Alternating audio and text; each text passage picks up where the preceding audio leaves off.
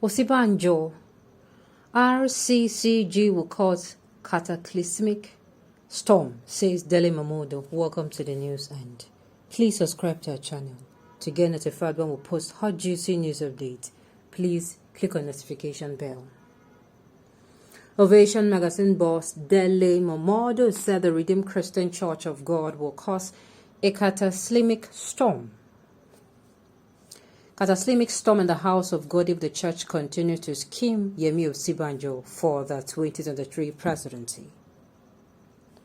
Momodu said this while reacting to the newly created office of Directorate of Politics and Governance by the Rccg headed by Pastor Enoch Adeboye.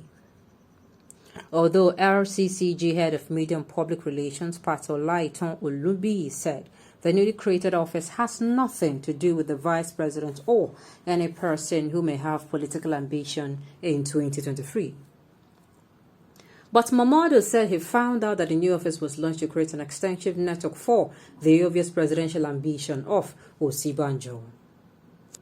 The presidential hopeful, however, warned leaders of a church, saying the easiest way to create trouble in Nigeria is to attempt to mix religion with politics.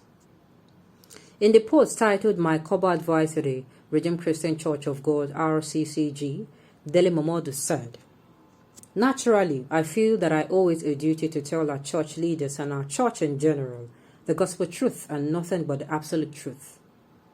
In the light of my relationship with the Rccg, this duty is even more imperative and compelling. I believe the leaders of the Rccg have labored so hard to build one of the most formidable churches in the world. Nothing must be done to inadvertently cause a cataclysmic storm in the house of God. And the easiest way to create trouble in Nigeria today is any attempt to mix religion with politics.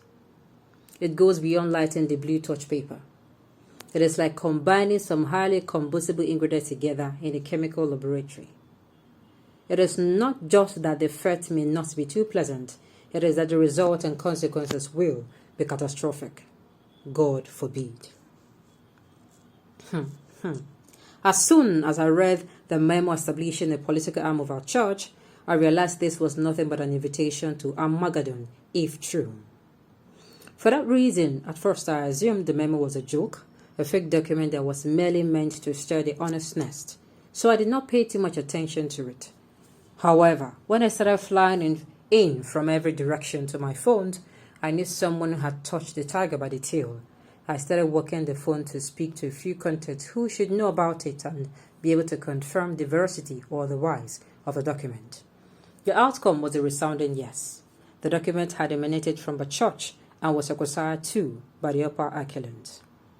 I asked for what motives could have been, and the general conspiracy theory was that our church was setting up an extensive network for the obvious presidential ambition of the current vice president, Professor Yemi Osibanjo, although couched in terms which ostensibly suggested that the church wished to support all of its congregation who wished to contest the next general elections and made aspirations known to the newly formed church department. Personally, that theory did not gel well with me. To the best of my knowledge, Professor Osibanjo is not the only member of a church contesting the presidential election, and it was not the church that nominated him as running mate to President Muhammadu Buhari. He got the job primarily because of his closeness to his former principal, then Governor of Lagos State, Asiwaju Bola Ahmed Tinubu, and also because of his admirable credentials, ability, and capacity. His religion was necessarily a factor because a northern Muslim must perforce pick a southern Christian as his running mate in the current Nigeria climb. That was the only reason religion came into it, I believe. It had nothing to do with the fact that he is a senior pastor of the Rccg. Even if the vice president has now decided to bear his own father's name by dropping that of his avuncular godfather, the church will still face a moral crisis if it wishes to jump on the bandwagon by drumming up support for Professor Osibanjo on religious grounds alone for many reasons, some of which I now highlight.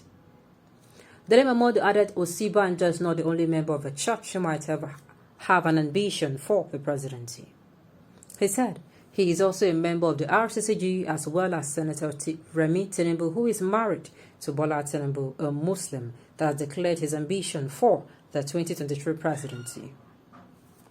Dele Momodu added that he expected the Rccg to at least pretend that Osibanjo is not a church candidate for the 2023 presidency.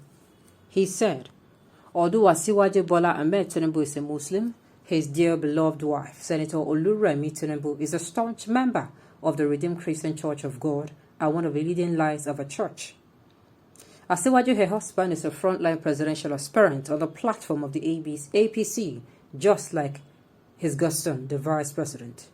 Even if the Rccg has a preference in Professor Osibanjo, mainly because of her status in the church and his current position in government, I expect the Rccg to pretend a little and behave as if it is not so.